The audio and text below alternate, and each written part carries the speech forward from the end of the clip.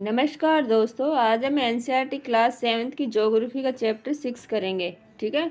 इससे पहले हमने 5 चैप्टर कर चुके हैं। चैप्टर का नाम है प्राकृतिक वनस्पति एवं वन्य जीवन। ठीक है दोस्तों, तो चलो शुरू करते हैं। सलीमा अपने ग्रीष्म शिविर से बहुत उत्साहित थी। अपने सहपाठियों के साथ वह हिमाचल प्रदेश में मनाली देखने गई थी। उसे सब स्मरण था कि बस जैसे जैसे चढ़ाई पर जा रही थी तो वह इलाकृति प्राकृतिक वनस्पति के बदलते रूपों को देखकर कितनी हैरान हो रही थी कि गिरिपाद में स्थित साल एवं सागवान के घने वन धीरे धीरे अदृश्य हो गई तथा पर्वत की ढलान पर पतली नुकीली पत्तियां तथा शंकुआ का वितान लंबे वृक्ष दिखने लगे। उसे पता चला कि वे शंकुधार वृक्ष थे। लंबे वृक्षों पर खिले लाल लाल फूलों पर उसका ध्यान गया। वे रोडोडेड्रोन के फूल थे। किसके थे? रोडोडेड्रोन। मनाली से आगे रोहतांग दर्रे तक के रास्ते में उसने देखा कि भूमि छोटी छोटी घास और कुछ स्थान पर बर्फ से ढकी थी। सलीमा के अवलोकन से हम अनुमान लगा सकते हैं कि स्थल की ऊंचाई वनस्पति की विशेषता एक दूसरे से संबंधित है। ऊंचाई में परिवर्तन के साथ जलवायु में परिवर्तन होता है तथा इसके कारण प्राकृतिक वनस्पति में बदलाव आता है। वनस्पति की वृद्धि तापमान एवं नमी पर निर्भर करती है। इसके अलावा यह ढाल एवं मिट्टी की परत के जैसे कारकों पर भी निर्भर करती है। इन घटकों में अंतर के कारण किसी स्थान की प्राकृतिक वनस्पति सघनता प्रकार में परिवर्तन होता है। आमतौर पर प्राकृतिक वनस्पति को निम्न 3 मुख्य श्रेणियों में वर्गीकृत किया जाता है। क वन, जो वृक्षों के लिए उपयुक्त तापमान में परिपूर्ण वर्षा वाले क्षेत्रों में उगते हैं। इन कारकों के आधार पर सघन एवं खुले वन विकसित होते हैं। घास स्थल, जो मध्यम वर्षा वाले क्षेत्र में विकसित होते हैं। कांटेदार झाड़ियाँ केवल शुष्क क्षेत्रों में होते हैं। सलीमा हिमालय की यात्रा का अपना यह अनुभव अपने पिता को बता रही थी। उसके पास विश्व के विभिन्न स्थानों पर जा चुके थे। उन्होंने सलीमा को विभिन्न महाद्वीपों के विभिन्न भागों में पाई जाने वाली विविध प्रकार की वनस्पति के बारे में बताया। उन्होंने उपध्रुवीय प्रदेशों में शंकुधारी वन, रेगिस्तानों के में कांटेदार झाड़ियों, आर्द्र प्रदेशों में घने उष्णकटिबंधीय दृढ़ काष्ठ वनों के बारे में कई अन्य जानकारियां दी। सलीमा समझ गई कि हिमालय के क्षेत्रों में लगभग सभी प्रकार की वनस्पतियां पाई जाती हैं जो भूमध्य रेखा से ध्रुव की ओर जाने पर मिलती हैं। ये देखो कांटेदार झाड़ियाँ। ठीक है। और ये रोडोडेड्रोन का फूल। ठीक है। अब कुछ कर सीखिए। क्या अब आप बता सकते हैं कि चढ़ाई के साथ सलीमा ने प्राकृतिक वनस्पतियों में क्या परिवर्तन देखा? हिमालय में गिरिपाद से लेकर ऊंचाई तक सलीमा ने किस प्रकार की वनस्पति देखी? आओ कुछ करके सीखें।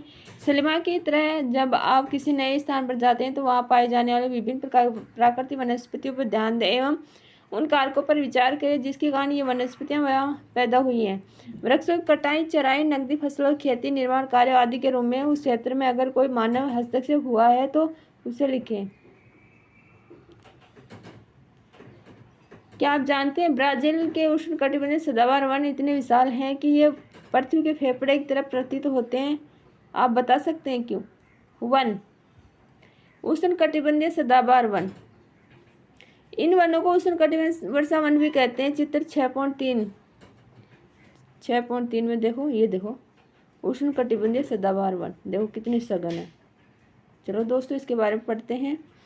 ये वन भूमध्य रेखा उष्णकटिबंधीय के पास पाए जाते हैं। ये क्षेत्र गर्म होते हैं एवं पूरे वर्ष यहाँ अत्यधिक वर्षा होती है। चूँकि यहाँ का मौसम कभी शुष्क नहीं होता इसलिए यहाँ के पेड़ों की पत्तियाँ पूरी तरह नहीं झड़ती, इसलिए इन्हें सदाबहार कहते हैं। काफ़ी घने वृक्षों की मोटी वितान के कारण दिन के समय भी सूर्य का प्रकाश वन के अंदर तक नहीं पहुँच पाता। आमतौर पर यहाँ दृढ़ काष्ठ वृक्ष जैसे रोजवुड, आबनूस, महोगनी आदि पाए जाते हैं।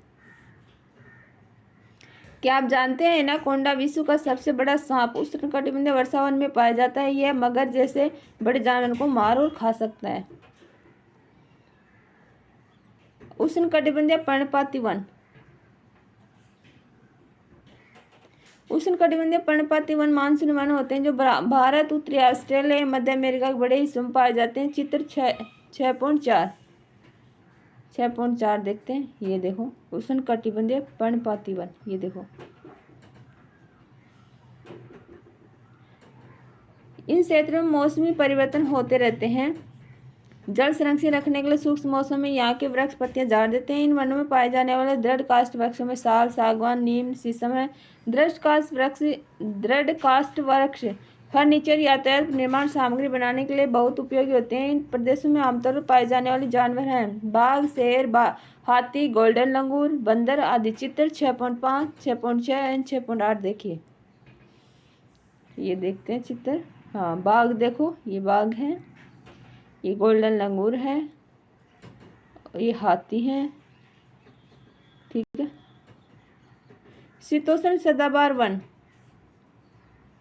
शीतोष्ण सदाबहार वन मध्य अक्षांश के तटीय प्रदेशों में स्थित है। चित्र 6.7 में ये सामान्यतः महाद्वीप के पूर्वी किनारों पर पाए जाते हैं, जैसे दक्षिण पूर्वी अमेरिका, दक्षिणी चीन, दक्षिण पूर्वी ब्राजील। यहाँ बाज, चीड़, यूकेलिप्टस जैसे दृढ़ एवं मुलायम दोनों प्रकार के पेड़ पाए जाते हैं। ये देखो शीतोष्ण सदाबहार वन।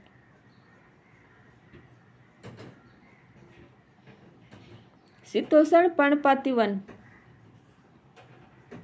उच्च अक्षांश की ओर बढ़ने पर अधिक शीतोष्ण पर्णपाती वन मिलते हैं। चित्र 6.11 में देखें। ये उत्तरी पूर्वी अमेरिका, चीन, न्यूजीलैंड, चिली, पश्चिमी यूरोप के तटीय प्रदेशों में पाए जाते हैं। ये अपनी पत्तियां सूक्ष्म मौसम में झाड़ देते हैं। यहाँ पाए जाने वाले पेड़ बाज, एस, बीज आदि। हिरन, लोमड़ी, भेड़िए यहाँ के आम जानवर हैं। फिजेंट तथा मोनाल जैसे पक्षी भी यहाँ पाए जाते हैं। चित्र 6.9, 6.10 देखते हैं। फिजेंट और मोनाल। ये देखो फिजेंट, देखो फिजेंट, और ये है मोनाल। ठीक है। ये शीतोष्ण पर्णपाती वन। ये देखो भूमध्य सागरीय वनस्पति। आप जान चुके हैं कि महाद्वीपों के पूर्वी एवं उत्तरी पूर्वी किनारों के अधिकांश भाग शीतोष्ण सदाबहार पर्णपात पेड़ों से ढके हैं। महाद्वीपों के पश्चिमी एवं दक्षिण पश्चिमी किनारे भिन्न हैं। यह भूमध्य सागरीय वनस्पतियां पाई जाती हैं। चित्र 6.12 में देखेंगे। यह अधिकतर यूरोप, अफ्रीका, एशिया के भूमध्य सागर के समीप वाले प्रदेशों में पाई जाती हैं, इसलिए इसका यह नाम पड़ा। ये वनस्पतियां भूमध्य सागर बाहरी प्रदेश जैसे संयुक्त राज्य अमेरिका के कैलिफोर्निया, दक्षिण पश्चिमी अफ्रीका, दक्षिण पश्चिमी दक्षिण अमेरिका, दक्षिण पश्चिमी ऑस्ट्रेलिया में पाई जाती हैं। इन प्रदेशों में ग्रीष्म एवं वर्षा वाली मृदु शीत ऋतुएं होती हैं। इन क्षेत्रों में आमतौर पर संतरा, अंजीर, जैतून, अंगूर, खट्टे जैसे फल जैसे नींबू वंश सिट्रस के फल पैदा किए जाते हैं, क्योंकि लोगों ने अपनी इच्छा अनुसार कृषि करने के लिए यहाँ की प्राकृतिक वनस्पति को हटा दिया है। यहाँ वन्य जीवन कम है। क्या आप जानते हैं भूमध्य सागरीय वृक्ष शुष्क ग्रीष्म ऋतु में स्वयं को डाल लेते हैं। इनकी मोटी छाल में पत्तियां वाष्पोत्सर्जन को रोकती हैं। भूमध्य सागरीय प्रदेश को फलों की कृषि के कारण विश्व का फलोद्यान भी कहा जाता है। ये देखो भूमध्य सागरीय प्रदेश में अंगूर के बाग। ये देखो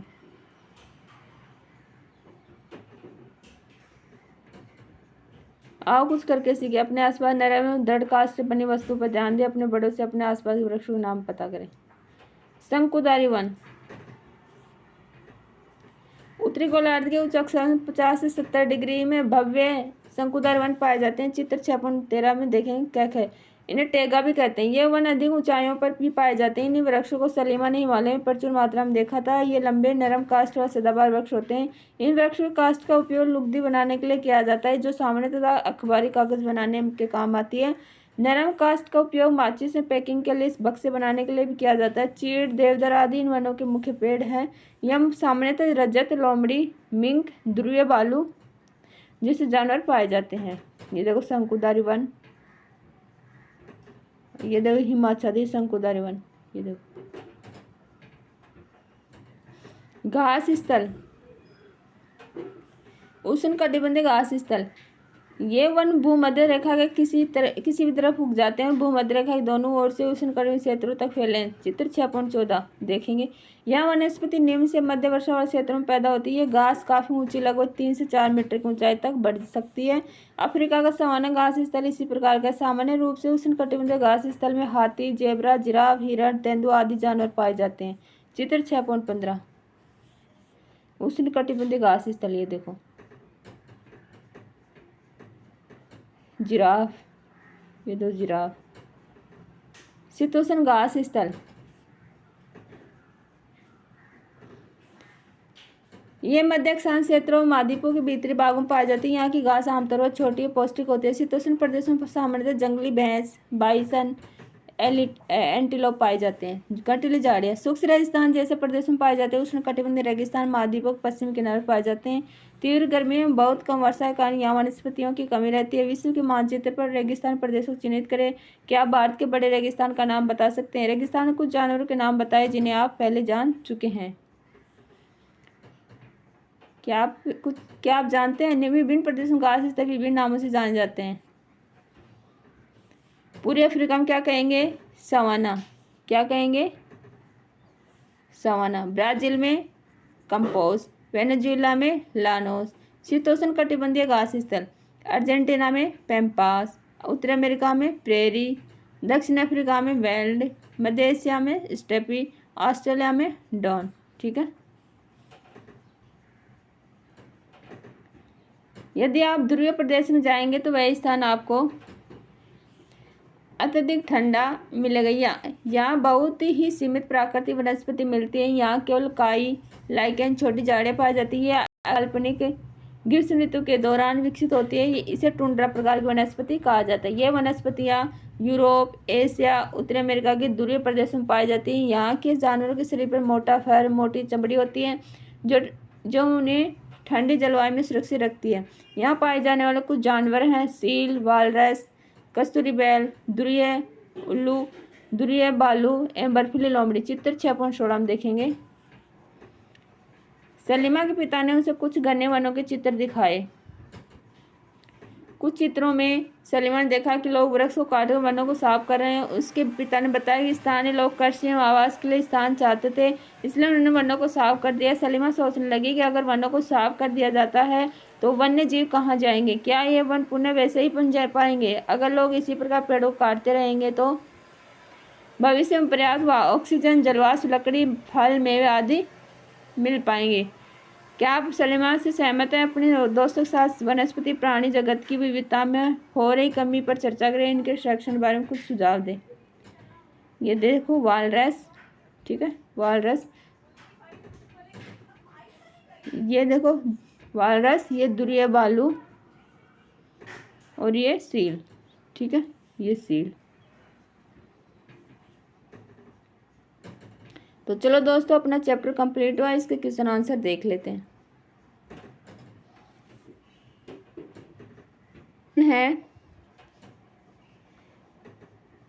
वनस्पतियों का विकास किन दो कारकों पर अधिकतर निर्भर करता है? हमने देखा वनस्पति का विकास तापमान और नमी पर अधिकतर निर्भर करता है। सेकंड क्वेश्चन है, प्राकृतिक वनस्पतियों की 3 मुख्य श्रेणियां कौन सी हैं? हमने देखा था प्राकृतिक वनस्पतियों की श्रेणियां जैसे वन, घास स्थल, कांटेदार झाड़ियां प्राकृतिक वनस्पतियों की श्रेणियां हैं। नेक्स्ट है, उष्णकटिबंधीय सदाबहार वन के 2 दृढ़ काष्ठ वाले पेड़ों के नाम बताए जैसे रोजवुड और महोगनी। ठीक है। नेक्स्ट है, विश्व के किस भाग में उष्णकटिबंधीय पर्णपाती वन पाए जाते हैं? हमने देखा था जैसे भारत, उत्तरी ऑस्ट्रेलिया और मध्य अमेरिका। ठीक है। नेक्स्ट है, नींबू वंश सिट्रस के फल किस जलवायु में उगाए जाते हैं? नींबू और सिट्रस जैसे फल गर्म में शुष्क, ग्रीष्म और वर्षा वाले हल्की शीत ऋतु में उगाए जाते हैं। नेक्स्ट है, शंकुधारी वन के कोई 4 उपयोग बताए। हमने देखा था शंकुधारी वन के उपयोग लुगदी बनाने के लिए, माचिस के बक्से बनाने के लिए, अखबारी कागज बनाने के लिए, पैकिंग के बक्से बनाने के लिए किए जाते हैं। नेक्स्ट क्वेश्चन अपना, विश्व के किन भागों में मौसमी घास स्थल पाए जाते हैं? तो हमने देखा विश्व के मौसमी घास स्थल जैसे अर्जेंटीना, दक्षिण अफ्रीका, उत्तर अमेरिका, मध्य एशिया, ऑस्ट्रेलिया जैसे शीतोष्ण कटिबंधीय क्षेत्र में मौसमी घास स्थल पाए जाते हैं। ठीक है। नेक्स्ट देखते हैं सेकंड क्वेश्चन,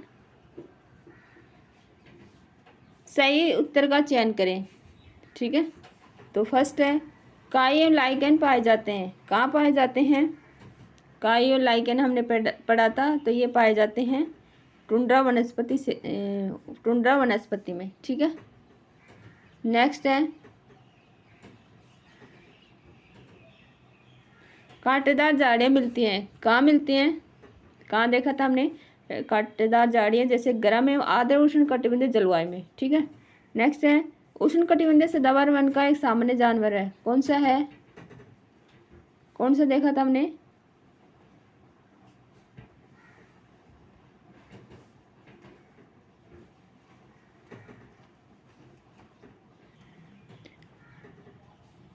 उष्णकटिबंधीय सदाबहार वन का एक सामान्य जानवर हमने देखा था जिराफ। नेक्स्ट है शंकुधारी वन की महत्वपूर्ण वृक्ष प्रजाति है, कौन सी है? रोदुड़, चीड़, सावन। तो इसमें हम चीड़। स्टेपी घास स्थल पाए जाते हैं, तो हमने देखा था ये मध्य एशिया में पाए जाते हैं। थर्ड क्वेश्चन अपना, निम्नलिखित स्तंभों मिलाकर सही जोड़े बनाइए। तो वालरस, वालरस कहाँ आएगा? वालरस आएगा, वालरस आएगा, यह आएगा, वालरस था वहाँ पे कि मतलब जहाँ पे ज़्यादा सबसे ज़्यादा आइस की संभावना ज़्यादा वहाँ पे वालरस पाया जाता है। तो ये होगा एक ध्रुवीय जानवर। ठीक है। देवदार का वृक्ष, तो देवदार का वृक्ष होगा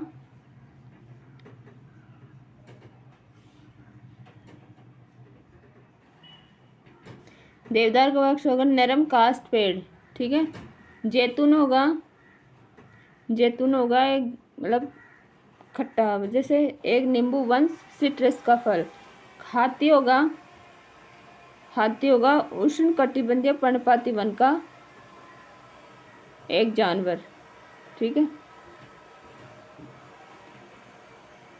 कंपोस होगा ब्राजील के उष्ण कटिबंधीय घास स्थल।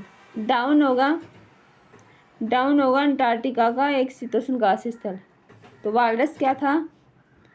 वालरस था एक ध्रुवीय जानवर। वालरस था एक ध्रुवीय